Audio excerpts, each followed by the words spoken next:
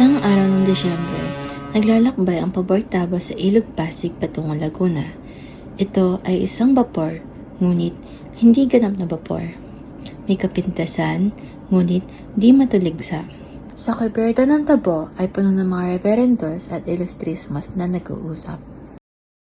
Kapitan, bakit di patuloy ang barko? Napalakas ng boses ni Doña Victorina. Si Doña Victorina ay kilalang-kilala sa kapuluan, ang karangyaan at karisto.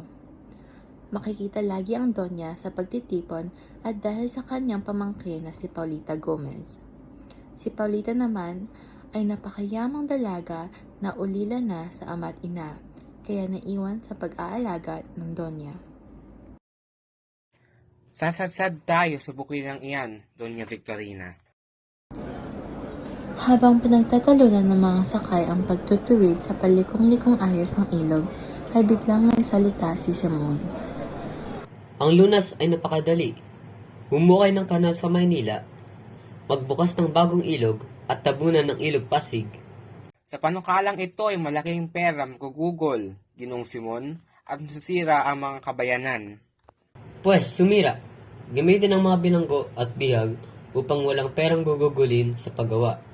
Kung hindi sasapat, ang taong bayan ang sapilitang pagawain.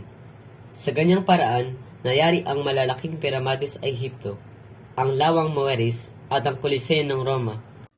Ngunit maaaring magbunga yan ng paghihimaksik. Nagalsa na ba kahit minsan ang bayang Ehipto?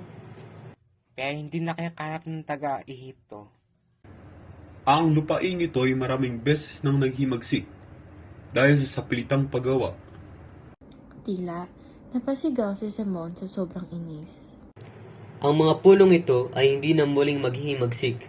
At kayo, Padre Salvi, ano ang silbi ninyong mga prale kung maghihimagsik ang bayan? At huwag kayong bumanggit ng mga pangangatwirang pawang katunggakan. Narindi na si Simon at tumalikod na. Pero, bago ito bumaba sa ilalim ng kumbeta, ay tila may paghahamong itinanong si Simon. Anong kabuluhan ng mga prale kung makapag-aalsa rin naman ang mga tao? Siya isang napakalang utang na loob. At talakayin pa niya ang mga bagay na ito sa vapor pa naman. Nagharap na ako ng isang tunay na panukalang matipid at kapakipakinabang upang linisan ang mahabang wawa sa Laguna. At maaari ko bang malaman kung ano yan? Pilitin na lahat ng bayan magkakatabi ang mga nag-alaga ng pato at ang mga hayop na ito sa pamamagitan ng panginginayang ng susong maliit ang pagpapalalim ng wawa.